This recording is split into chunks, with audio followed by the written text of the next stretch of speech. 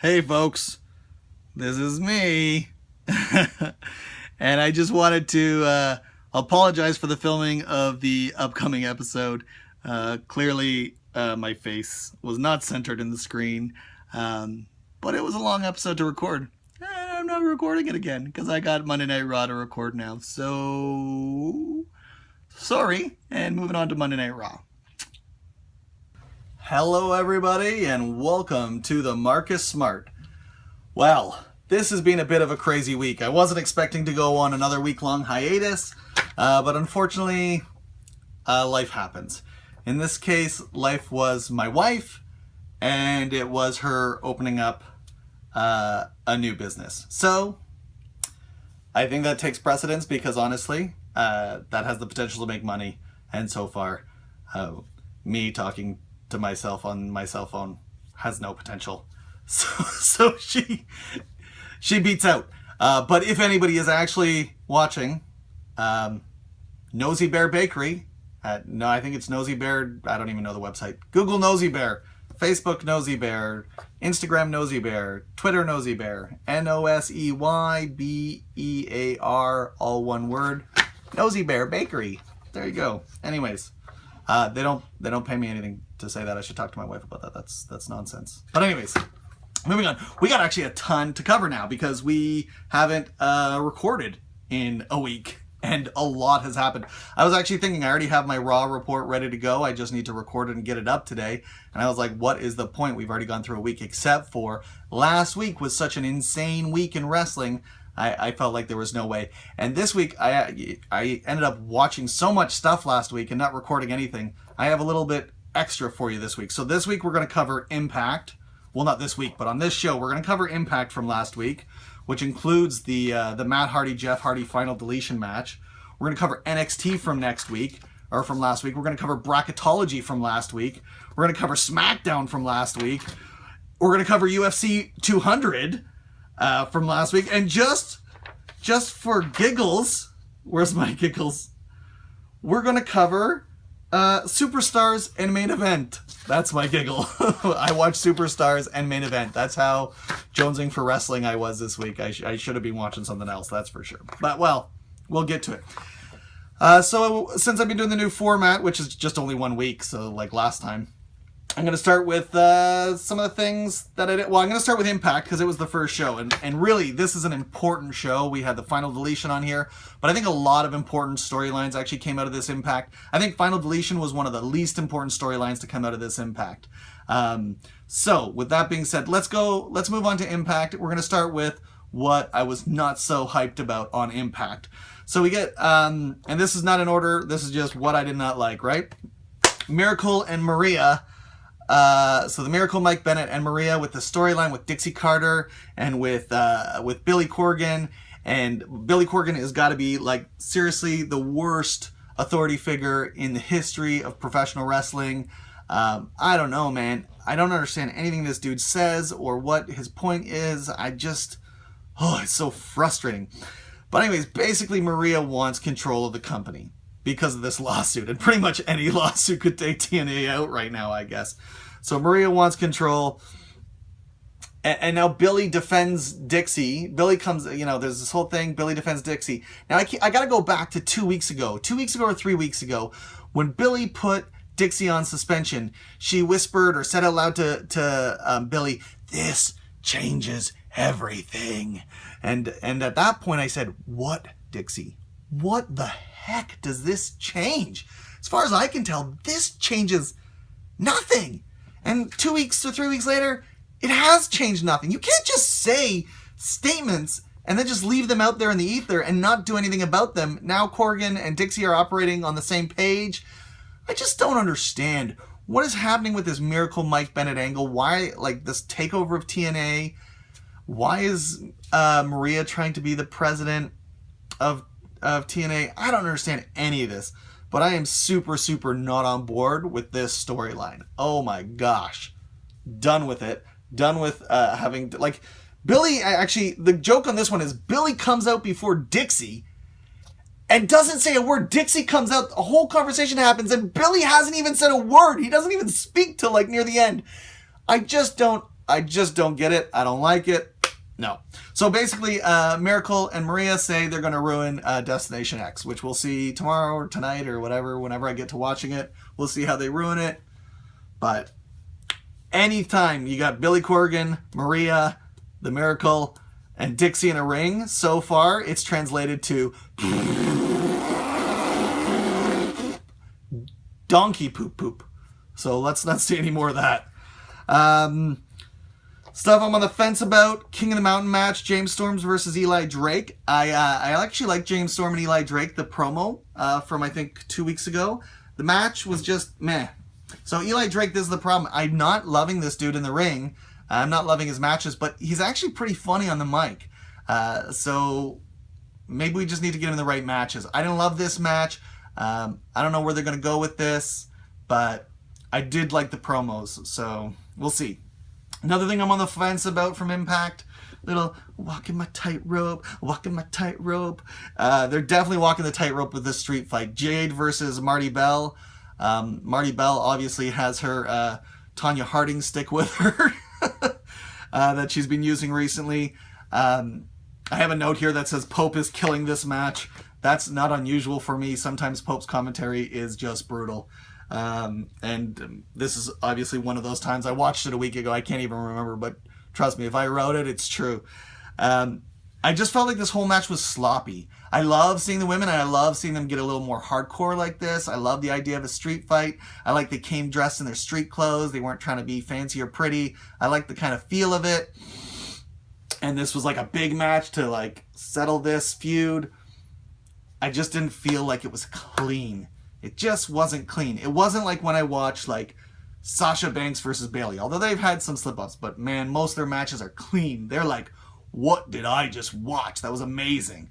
And this, for the end of a feud, from two of TNA's bigger names, it just wasn't the quality I wanted it to be.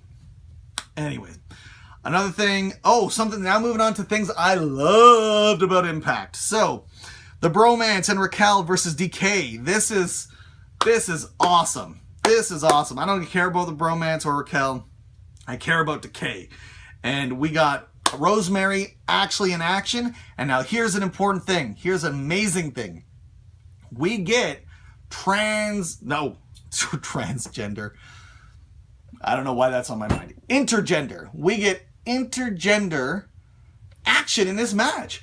They never say it's an intergender match, but they don't go over these rules of like when in WWE, when a woman tags in, the other man has to tag out. They never say that, and they never explicitly say anything. The commentary team doesn't really allude to it. But in this match, we do get Rosemary working over members of the Bromance other than Raquel. And we get even Raquel in there, a little mixing up, but more Rosemary. I just love this. If this is where TNA is going and they're going to play the intergender card, they're not going to like do this WWE thing, and they're going to let women like reach their full potential by actually fully participating in these type of intergender tag matches, I am all for this. This is freaking awesome. I was so happy to see this match, so happy to see how it all went down, except for the ending when they won with the bro down, the Bromance. Yeah, I don't know. Not for me, man. Decay are beasts. And Rosemary and Crazy Steve and Abyss should be absolutely obliterating the Bromance. These guys should have no chance against Decay. They should just be wiping the floor with them. That's how I think Decay should be booked right now. Really strong, because dude, these guys are scary, and losing to the Bromance just doesn't make them seem scary to me. So moving on to another thing I like. So here's interesting. This is one of the things I liked the most about this episode of Impact.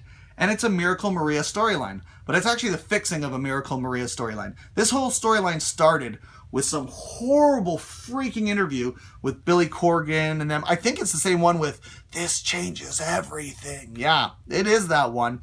And Corgan gives Miracle a chance at the X Division title right then, and then he wins it. And that whole promo was terrible. How that all happened was terrible. Having Eddie Edwards just come out and lose his belt was terrible. I was just like, man, I hate this. I always try to be like, let's see where this goes. But I just hated this storyline. I thought it devalued the X Division. It devalued Eddie Edwards. It just like was not good for me. And Corgan, again, makes no sense, and I don't even know how this match happened. But here, tonight, we get Miracle saying he wants to cash in his X Division title for a world title shot, which is what his plan was all along.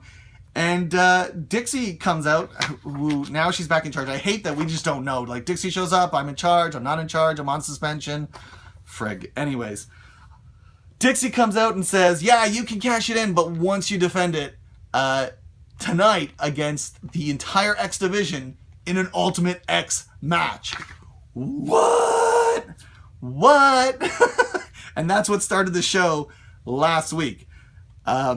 What a great start to the show. I will say that the commentary team, though, was overselling it. They were doing a lot of replays to highlight the big moves, and the commentary team was really selling it. And I don't know if it reached the heights of like some of the great Ultimate X matches I've seen with Sabin and Shelley and PD and Kazarian. Some of these guys who have had amazing Ultimate X matches wasn't there, but it was good. Just the commentary team was really selling this match hard. It include the Miracle Mike Bennett, Trevor Lee, Andrew Everett, Eddie Edwards, DJ Z, Braxton Sutter, Rockstar Spud, and Mandrews. Mandrews in this match gets up on the siding that holds up the X on one of the side columns, and from the top of it does a moonsault to the outside on top of like the big pile of X Division guys. Freaking looked beautiful. Looked way nicer than Hardy's jump from the top of Six Sides of Steel. Like, Mandrews looked like he was soaring through the air. Oh, it was just freaking beautifully executed. Love that move. The whole match was pretty good. Braxton Sutter taking out Rockstar Spud early with a big kick to the face, and you saw some bleeding. Don't know if that's gimmick, like if that was a work or if that's real. But that's interesting. Obviously, their storyline is going to continue on. They're not happy with each other. But yeah, loved it. Oh, I still hate the fish out of water gimmick for that they're using for Mike Bennett. Ooh, how is he going to compete with these guys? How is he going to compete in the X Division? Michael Bennett has been wrestling around the world. What are you talking about? Michael Bennett is not a fish out of water. How can he handle DJ Z? How can he handle Eddie Edwards? It's stupid. It's stupid. Stop doing the fish out of water gimmick. Blah. I hate it. Helms Dynasty in this match, man. They're so nondescript. I can't even tell these two long-haired, black-shorted guys apart. Like Andrew Everett and Trevor Lee, both good guys, great guys, no problem with their work. But man, like, I know who Shane Helms is. He's got his green coat. He's all flashy and stuff. Why can't we make these guys something? Because they just don't seem like anything right now. They seem very, very, very nondescript. But anyways, Eddie Edwards ends up winning this X Division match. It ends up pulling down the belt and winning the belt, which for me vindicates this entire storyline, except for the promo that it started with, because Billy Corgan was involved in that. Nothing vindicates that. But the fact that Eddie Edwards lost and I felt like Eddie was devalued and the X Division was devalued, this completely vindicates it. Eddie Edwards wins. This is awesome. And now Destination X is next week, and he gets the chance to cash in Option C, and he has to decide what he wants to do, whether he wants to stay X Division champion or whether he wants to cash in Option C. We get like this great series of like him thinking about it and Lashley being like, buddy, you better not think about it. Don't you know who's the champ? Like, just stay in your place and know your role, which I think all these promos were great. And then it leads to a nice little, what's it called? A nice little confrontation in the ring between Eddie and Lashley. And we're going to get a title for... and this is the greatest part. So I love how this happened. This is so intriguing, so interesting to me. Impact is doing something I care about. Normally, Option C is Eddie Edwards cashes in his X Division title, gives it up, and then he gets a chance for the world title. That would be him cashing in Option C. Lashley actually comes down and says, you know what, Punk? Don't even bother cashing in Option C. I won't even make you have to, like, give up your X Division title. I'm willing to take you on next week, title for title. I win, I get the X title, destroy the X Division. You win, you get the world title and hold both titles. This is super super interesting to me. What is going to happen on Impact? Like, are we going to see Bobby Lashley take the X Division title? What is this going to mean for the X Division? What if Eddie Edwards wins the world title? That's insane. Eddie Edwards a week ago was nowhere near the world title picture. Galloway, EC3, Lashley, that's who's fighting for the world title right now. Nowhere near Eddie Edwards. If he wins, extraordinary. If Lashley wins, intriguing and interesting, and where are they going to go with it? If it's a double disqualification or if it's a double countout, I only have really, really like bad words to say to you, Impact, and I'm not going to say them, but it better not end in a schmoz, because this is the most interesting thing your company has done in a long time. I think, anyways. This is actually interesting. All right.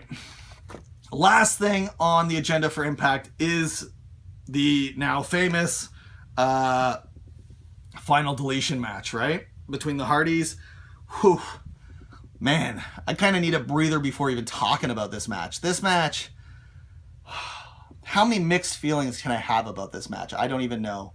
We start early in the night with a lot of promos of like Jeff Hardy cutting crazy Jeff Hardy designs in his grass, and weird hologram Matt Hardys in flying drones, and Jeff chasing him on motorbikes, and Matt and Senior Benjamin preparing the battlefield.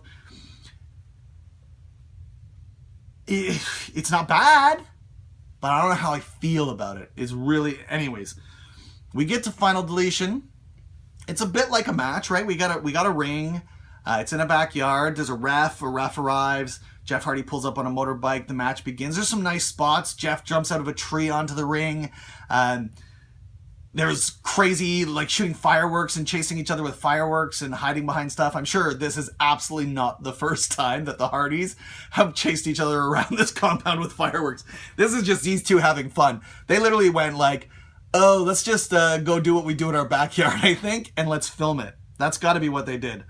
But I thought the firework battle was cool. I thought there was actually a lot of really cool stuff in this.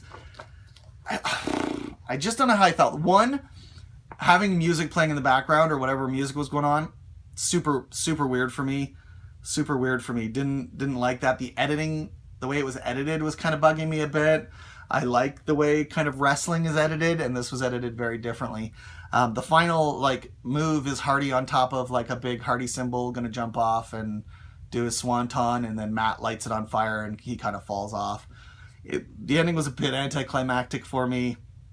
And Matt Hardy wins the final deletion. I don't know. I still don't know. I like that they're doing something different. I like that they're doing pushing the envelope. I like that, I like what the Hardys did. I just don't know if I love the way it all came together.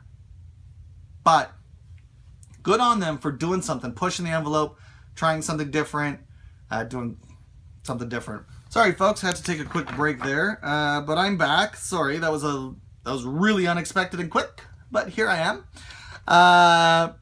And so that's it. That's Matt Hardy, Jeff Hardy, final deletion. So moving on, NXT.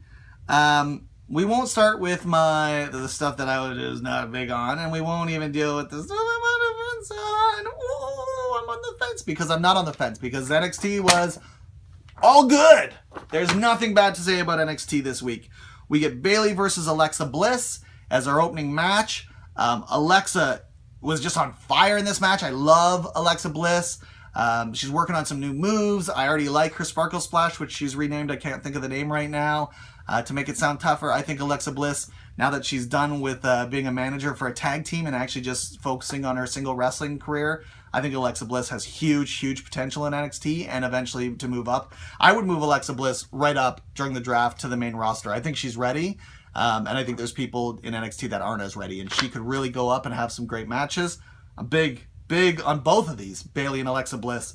Bayley ends up winning with a scrappy Bayley to belly, and Nia comes out, and Bayley and Nia agree to one more match, which I'm happy with. I'll definitely watch that match. So that's awesome. How do you say anything bad about it? It's great. Moving on from there, we get Blake and Murphy who are a tag team again after they split up. This is not great. This is, I don't even know, man. Blake, Murphy, Blake, singles tag team. They can't catch on. I don't know what's going on. But at least Alexa Bliss isn't caught up in this nonsense. So they're going to take on the Hype Bros, right? Which I'm not a huge fan of either, because I like Zack Ryder as a singles guy, and Zack Ryder's doing really great in singles now. But here's what I love. So this is the match, but then the Man Beast Rhino makes his return to NXT, and he takes every single one of those guys out with a gore.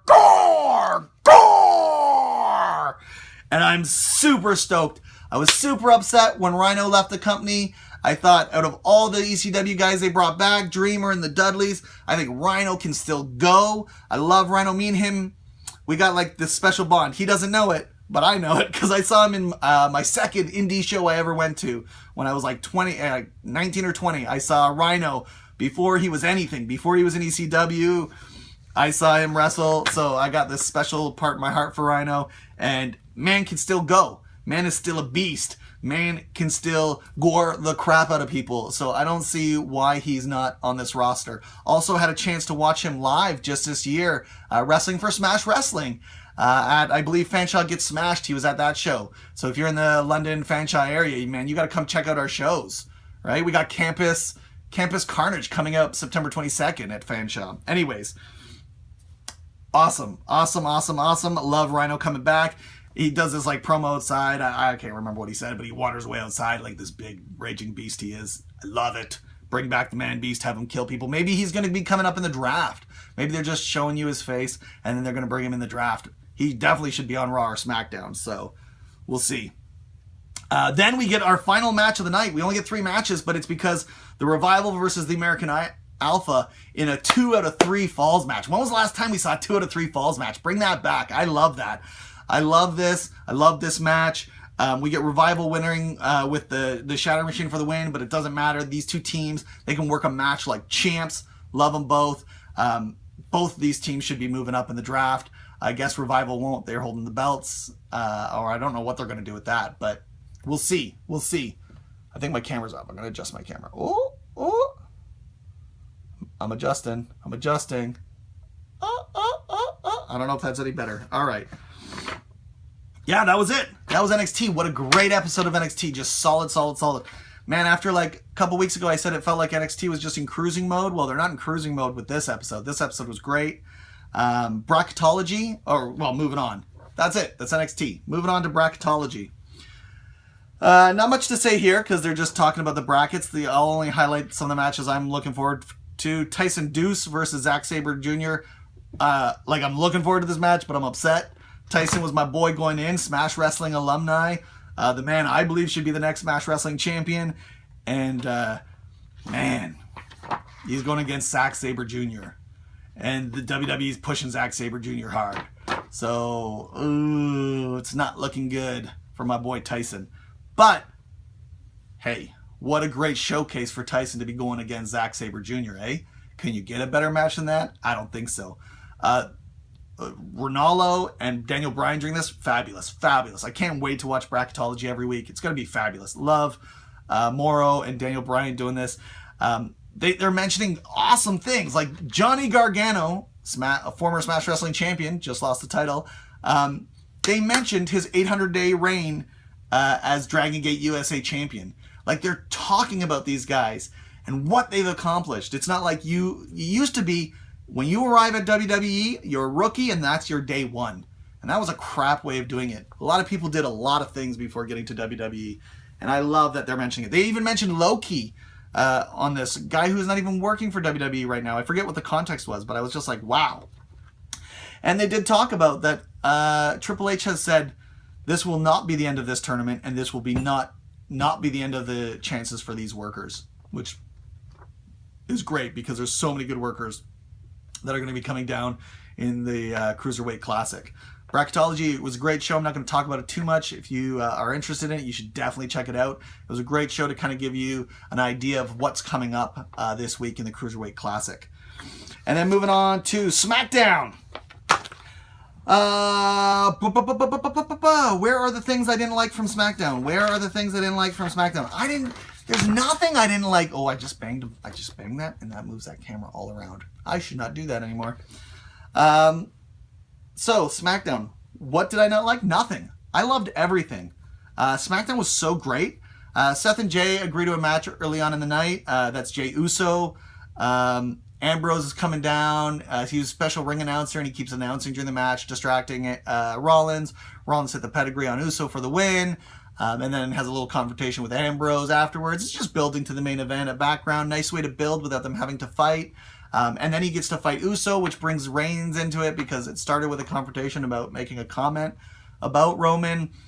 Good way to keep Roman involved in the storyline while he's out. Great. I think that was good booking. I like it. Zack Ryder versus Sheamus. Zack Ryder versus Sheamus. And he wins and beats Sheamus with an elbow drop. How awesome is that?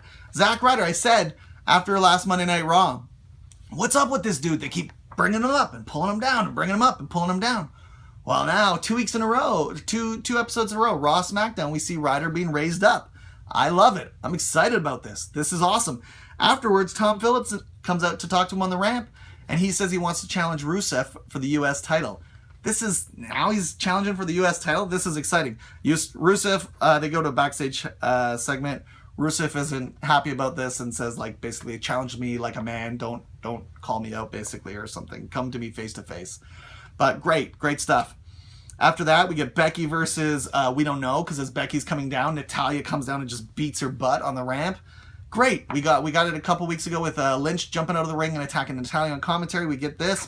Again, we're building towards this great match. I've already said how much I love this match. 2 women outside of the title, not friends with anybody, not any girly, silly storylines. Just like 2 women not liking each other. They explain the heel turn for Natalya. There's like a conflict that makes sense. And these 2 women are upset about it, and they're really upset, and they're going to town on each other, and they're really beating each other's butt, and they're building the storyline without just showing us Natalya versus Becky Lynch every single week in a match versus each other. They're actually building towards Battleground properly. I love this. This is great.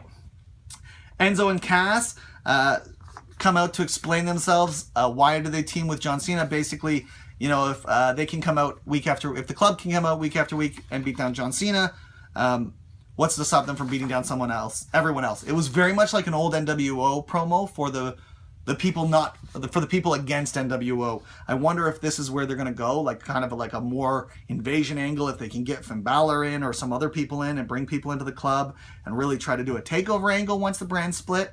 I don't know, but it's definitely a takeover angle type language that Enzo and Cass are using. This segment, I'm telling you, funny as poop.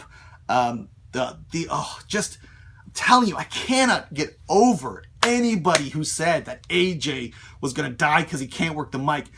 These 3 dudes together, the club, are just on fire. They are I could watch their promos all day long. They have such chemistry. They're so good together. They're so funny. This whole thing, and they're the Colin, the way AJ does this thing where he like thinks he's talking to one guy, but then he says, no, I'm not talking to the big Cass, I'm talking to the little Enzo. And he did this once before with another tag team where he's like, no, I'm not talking to you, I'm talking to, he's just great. And then just Enzo, the way he's able to talk back, like, you talking to me? And they're all like, yeah, we're talking to you, idiot. Like, it's just so good. I'm so happy with all of this promo work. It's amazing. Anyways, we get AJ versus Enzo. Club interference on the outside. Cass takes him out, but AJ gets the Styles Clash on Enzo for the win. We're building towards Battleground. Great build. Loved it. Good. We get Miz in the back, upset over the food fight for Monday night. Confronting some of the people that were involved in it. Kalisto says, basically, I don't know who you're mad at, but I'll take you on. And we get Miz versus Kalisto. Miz wins with a skull-crushing finale. I'm really good with this. I think Kalisto's building towards a break. I think Sin Cara goes to one brand. Kalisto goes to another. And getting Kalisto in any singles matches is going to be good, building towards a brand split. And getting Miz out there. He's the IC title. He needs to be out there. I thought it was a good match. Make Darren Young great again promo. We get that video segment. This is really the first meaningful one, like where we actually accomplish something, because Backlund gives Darren Young, the crossface chicken wing, is a submission maneuver for him to use. So I think that's awesome. I love these segments, and I really hope Backlund comes down to ring and we get to see Backlund interact with Darren Young, like actually at ring. And I say this as I've already watched Raw, and I know that's what's going to happen, but still interesting. Okay, and then to end off SmackDown, we get Jericho versus Owens. We get some interesting stuff in the back, like with Jericho and Owens stole his scarf, and he's wearing his scarf, and it's just funny. Owens is so funny. Jericho, when he interacts with him, is funny. I like it. A shout out I even missed. Somebody had to point out to me, but not a Smash Wrestling alumni, but Infinity, Smash's other brand. Infinity alumni, Kobe Durst, is just chilling in the hallway on his cell phone when Jericho walks by. I think he says something to him. But shout out to Kobe Durst. So yeah. Oh, so what's this match? Jericho versus Owens. No, this isn't even Jericho versus Owens. This is Zayn versus Jericho. Owens is on commentary. We're just building towards Zayn versus Owens. Like Owens throws his drink at Zayn. Zayn throws Jericho into Owens when they're on the outside at the commentary table. And Owens, it just all breaks down. Who ends up winning? Zayn ends up winning by a roll-up, and then Owens beats down Zayn. Then Zayn gets a code breaker after the match, and Owens beats down Zayn after the match. So we get that going off the air. That's SmackDown. I loved every single match tonight. I loved the booking tonight. It was great. It was just great. Everything was building properly towards Battleground.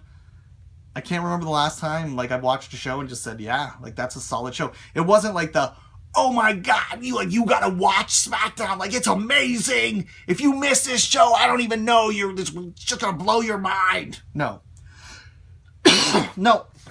Just a good show, but solid booking. Just solid booking, building your storylines. Loved it. Moving on, Superstars, main event. Breezango versus the Shining Stars. Wow. Breezango versus the Shining Stars. The Stars cut a promo on the fans for not being Puerto Rican or whatever. They get this Puerto Rican thing going. They win the freaking match, and they do more Puerto Rico crap. I don't even understand, man. One, Breezango should have won this match, man. Breezango, I don't even understand how they're losing. They're so great. The promo works way better. I think in ring they're better. Shining Stars are great in ring too. It's just their promo work is so terrible. Their gimmick is just so terrible. You know what, though, Shining Stars? If you want to know how to do this right, there's two names you need to know. You know these two names and you're going to work this out. Jacques and Raymond, the Rougeau brothers. Go back and watch the Rougeau brothers.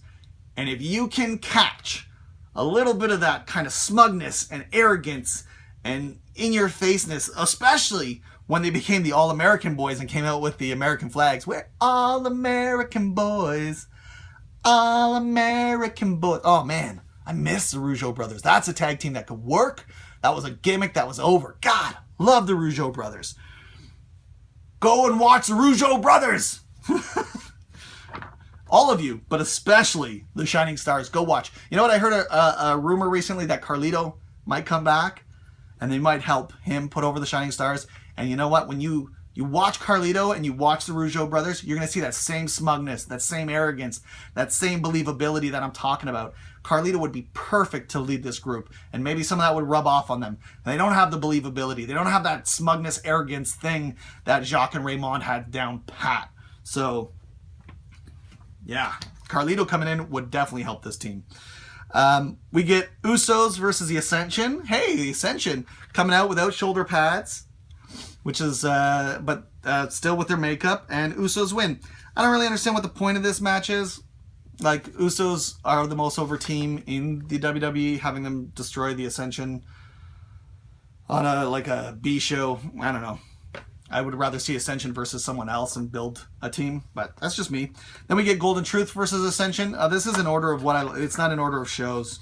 This is in order of what I liked and didn't like, and so far, I didn't like any of this. I didn't like Breezango losing. I don't like the Shining Stars promos. I don't understand the point of Usos versus Ascension. Golden Truth versus Ascension with Golden Truth winning and Breezango down at ringside. Again, Breezango down at ringside with almost no interaction with Golden Truth. Why do they keep coming out with their match? It doesn't even seem like the storyline's still going on. Breezango's moving on to other matches. Golden Truth's moving on to other matches. and we still get Breezango coming down to Golden Truth matches and sitting at ringside. I don't understand the friggin' point. But Ascension losing and losing and losing. So I'm not a fan of that. I would like to see them get a chance. Things I did like, Cesaro versus Curtis Axel with Slater and Bo. They do a bow train, and Cesaro comes running behind him and mocks them and takes everybody out. He wins with the sharpshooter. Cesaro's awesome to watch. Yeah, I just loved this match. I loved watching Cesaro. Yeah, I liked it. Get some time for the social outcasts, which I'm not a fan of. They just haven't done anything to impress me at all. Not that I'm not a fan of the guys, but as a group, yeah. But seeing Cesaro take them out, it was too funny. Love Cesaro. Then we get Sin Cara versus Baron Corbin. Sin Cara was super impressive during this match. He ruled this match, and I love the way he looked. He had this two-tone mask on. He looked really cool. Not unfortunately, Baron Corbin should be winning. But he wins with the end of days, wins the match. But he didn't dominate this match. I really felt like Sin Cara looked amazing during this match, which is awesome. Apollo Crews versus Rusev. Rusev ends up winning by submission, but Apollo looks really strong in this match. That's a really solid match for one of these B shows, or even C shows technically. I thought it was a good match. So that's main event and Superstars. That's what happened this week. Moving on. Holy crap. This is like a marathon. UFC 200. I'm going to actually start. I'm just going to briefly go over this because this is UFC and we don't really cover UFC. But Lesnar was in it, so I watched it, and I'm going to report on it. One thing I will say, the first match from the first prelim, go back and watch this. Enrique Moran versus Sage Northcutt. If you didn't watch the FS1 prelims, and you like MMA, go watch this. This dude is 20 years old. He got the cover of Sport Karate magazine at 9 years old. He started in the Octagon at 17 years old. This dude is patient. He's explosive. His escapes are freaking insane. He does an armbar escape I can't even believe, and then follows it up with a Kimura escape. It's just freaking unbelievable. I can't even remember the roll reversal, but he got some roll reversal. There was just so many things this kid was doing. And yes, you could watch that match and say Enrique Moran put him in danger, and that's why he had to escape that danger. But who cares? I was never watching Enrique Moran. I was just watching Sage Northcutt. This guy is so exciting to watch. Man, you could just feel the difference when he fights. He uses his entire body. It's just amazing. I just love it. And he's good looking. Dude, this kid should be in WWE right now. WWE, go get Sage Northcutt. He's amazing. Anyways, I'm going to skip through everything else because everything else was just for me. Talk a little bit about Cormier versus Silva. A lot of the fans were booing. It went 3 rounds, not a lot of action. For me, I'm just so happy that they turned this into a match, that we saw Silva versus Cormier, that something happened out of nothing. It was 48 hours notice. Both guys had a lot to lose, and nobody was taking chances. That's the match you end up getting. I don't think it's bad. I just think it's reality. Tate versus Nunez, which was the main event. We get Nunez winning the title again. So we're just constantly changing titles in this division. For me, I think Miesha Tate falls under the same thing as Ronda Rousey and Conor McGregor. In UFC, you can't control your career. You can't control your wins and losses. Sometimes you lose. WWE offers you way more control over your character and your career. Miesha Cupcake Tate could go to WWE right now. I think she should. I think she would do good. That's my thought. I don't think everybody's cut out for it, but I think Tate is. After seeing her in Ultimate Fighter and everything, I think Miesha Tate can do it. Moving on to Lesnar versus Hunt, I think Lesnar was just a beast. He was a beast. He came out strong. He didn't look intimidated at all. He didn't look rusty at all. Not when was the last time Brock Lesnar looked intimidated? Never. I think it was great. He just freaking mopped the floor with Hunt. I would have loved an actual victory. It went 3 rounds, but hey, great for Lesnar after being out for 5 years and coming back against a top 10 ranked heavyweight. Amazing. And then we're going to just do very, very quick, just a couple ups and a couple downs. Big ups, big downs. WWE realizing they're not alone in the universe. Big ups. We talked about it earlier. WWE talking about other companies. They've done it before, but now they're doing it even more just in the last couple months. With AJ Styles, they did it about Japan. And now they're doing it even more. They're mentioning things like Dragon Gate USA, Pro Wrestling Noah. This is just awesome. This is just awesome. I love this. WWE is not alone, and they can't keep acting like they're alone.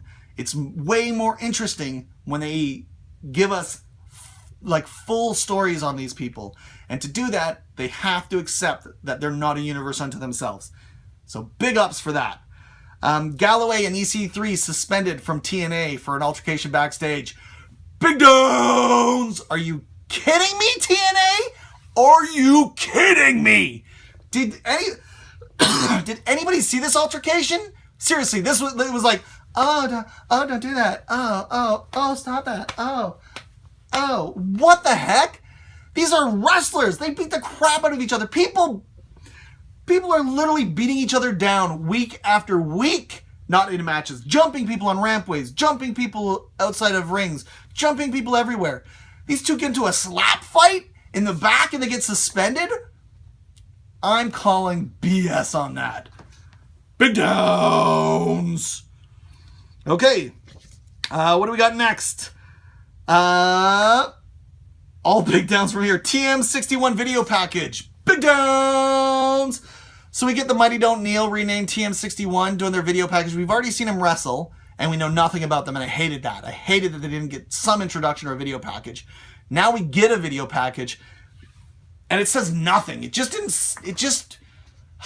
say anything. Who are these guys, man? Who are these? So the same with Titus O'Neil. Who's Titus O'Neil? Who's TM61? What does TM61 even mean? I'm sure I can Google it, but guess what? I'm not going to. I'm watching your show. Tell me. It's your video package. It's your name. Make a commentator explain it to me or something. Bah. Big Downs.